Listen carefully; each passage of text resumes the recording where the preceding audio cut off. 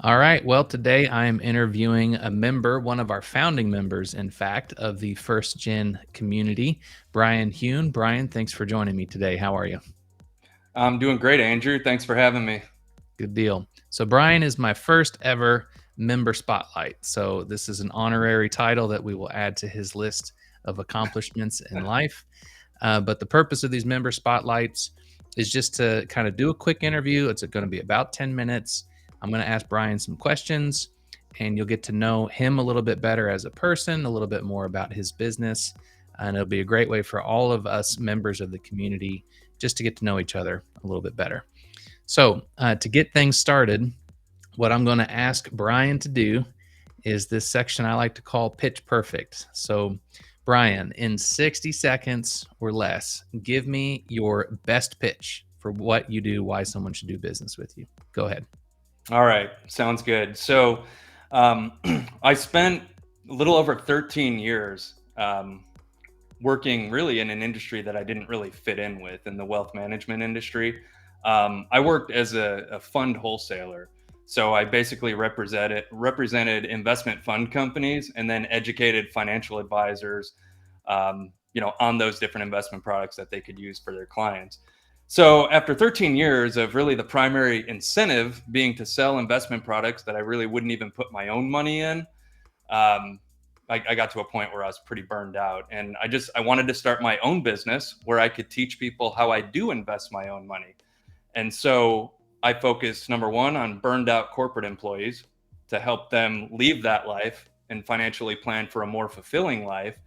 And then I help basic retirees, who have pretty simple financial planning scenarios and frankly are getting ripped off by the rest of the industry with the excessive fees that they're being charged. Either way, what I do is I help people use the assets that they've accumulated to design basically a personal pension fund where the idea is to cover their cash needs as soon as possible and consistently grow their wealth over time. Awesome. That was a minute and 7 seconds. So Ah, we're gonna ding 67. you a couple of points off for that one, but that's okay. We'll tighten that one up later. No, but seriously, thank you for that. That's a good summary. Helps us understand what you're doing. All right, so this is going to take us to the next section of this member spotlight that I'm currently calling the 3x3. So I'm going to ask Bryan three questions that he has provided to me in all transparency. And then he has 3 minutes or less per question. Okay. But again, the purpose being this is just a way to get to know you as a person now, like a little bit deeper than just the elevator pitch, but you as a person and about your business. So, you ready to go? Definitely. All right. Here's your first question. Bryan, why are you a financial planner? Because what I learned a long time ago is that the wealth management industry doesn't apply to most people. And I think everyone deserves to have access to good financial advice. Um, I still offer services to those wealth management clients. I have a service for people that have over $500,000 of investable assets. Um, and I save them a heck of a lot of money compared to the traditional business model. But to me, like the impact that I can have and the people that I can help is more important to me than money. And I feel like financial planning allows me to offer my services to more people, help more people. And I think helping people unconditionally is a great way to build a word of mouth business. I like that point about basically giving people advice and support on to people who may not have access to it otherwise, right? Because when you reach like a certain echelon of wealth and things like that, opportunities start to open up. But what you're saying is you really want to make that accessible to everybody. Is that a fair statement?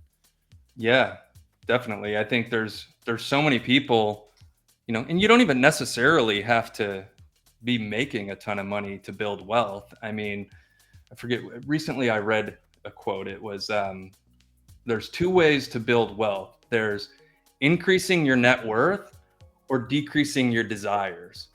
And I Mm. think if we make good wealth planning advice that typically is reserved for people that have a lot of money, if we make that accessible to everyone, then I really think that more people can build significant wealth and they can move themselves up into that category. Well, I love that premise I mean, that just goes in line perfectly with what I'm trying to do in terms of entrepreneurship for people, for first gen entrepreneurs who've got the cards stacked against them and they don't have access to that type of mentorship, advice, and support. So, no wonder we get along and have since the first time we met on here. So, Well, there's two reasons why I joined First Gen. I mean, number one is because first, you're just a nice dude, and we get along really well. But the mission, man, is the mission is awesome. I mean, we really need that as a society right now. I think we need more small and mid-sized businesses growing and carrying more weight. You know, yeah, we that creates more opportunity for everyone, I think. yeah, yep. Not to get too philosophical, but I definitely think that entrepreneurship is kind of your ticket to be able to get where you want to be in terms of wealth creation, wealth retention, things like that. And I think you talk about this a lot, and we'll probably get into it in more detail, but it's not always about just having the biggest number, right? It's Yeah, about whether or not it's achieving your personal goals and outcomes. So that's awesome. 100%. All right. So there's 3 minutes on the nose. Well done. You're improving. So we're getting there. All right. You ready for question number 2? Yep, shoot. All right, here we go. How do you define wealth? I think this is an interesting question. So I'm curious to get your answer. It's really, really simple. To me, wealth is synonymous with well being. The person who has the highest well being is the wealthiest person. And to me, it's just that simple. Okay. So let's dig in a little bit further then. How would you define well-being, would you say? I would say being able to wake up every morning, do work that I choose to do because I have the financial freedom and flexibility to take on a lower salary, you know, to do more Mhm. fulfilling work.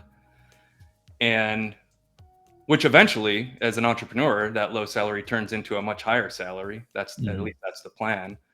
But yeah, it's waking up every morning, working on things that I love, prioritizing my health and my family ahead of my work, and really just being in control of my time. That's wealth to me. And if I can do that every day, it really doesn't matter how many zeros are in my bank account. But what I also know is that as I'm increasing my well being and putting the emphasis there, it increases my value to other people, which then means I'm able to make more money. Mhm. So Yeah. really that's the way I view wealth. It's really holistic wealth. Yeah, and it's interesting too, your definition of well-being from one person to the next can change, right? I mean, there's going to be a lot of commonalities, but it's going to be different from one person to the next. But then if you can use wealth, whether it's accumulation of wealth or whatever, to then achieve that well-being, then it doesn't really matter what it is, so long as you're getting to what's important to you, then that's at the end of the day what really matters. Yep, definitely. Yeah, you hear this a lot, so it probably sounds cliche, but I mean, money is a tool. But I think that's like the healthiest way to look at it. Like at the end of the day, do we all just want piles of money to sleep in every night, or do we Right. just want to live a really happy life? You know. Right. So that's kind Yeah. of the question that I ask myself. Yeah. Well, and that's a great way to frame it, because now when a person thinks about having a conversation with you about wealth management, it really kind of reframes it in a different way. It's like the nature of this conversation we're going to have is different than what you might think going into it with a typical wealth advisor, right? Hmm. So Yeah, awesome. Okay, good deal. We're moving right along. You ready for your third and final question? ready. Okay, here we go. What is the best universal financial advice you can give? And we say universal because everyone's different. And as a financial advisor, you can't make specific recommendations without knowing that person individually. So, just zooming out, what's the best universal financial advice you can give? So there's three parts to it. Number one is be mindful. Number two is be intentional, and number three is be patient. So be mindful. What I mean by that is think about the life that you want to create for yourself. I think financial advice, what it comes down to is what kind of lifestyle do you want to create? What are the goals that you have? So be very mindful, not on what society says that you should want to build towards, but what do you and your family want to build towards? And then once you narrow your life down to the things that are most important to you, be very intentional about where your money is going. So for me, once my basic needs are met, every additional dollar that I spend, I look at as an investment, um, because the goal is to improve my well-being in a sustainable way. So that's kind of like the ROI. So be very intentional about where the money's going, and then just be patient in the plan that you have in place. I build financial plans for clients that if they stick to it, odds are they're going to build significant wealth over time, and you just have to have the patience to stick with it. So um, that's kind of my three-pronged advice: be mindful, be intentional, and be patient. Yeah, that's awesome. I'm writing that down.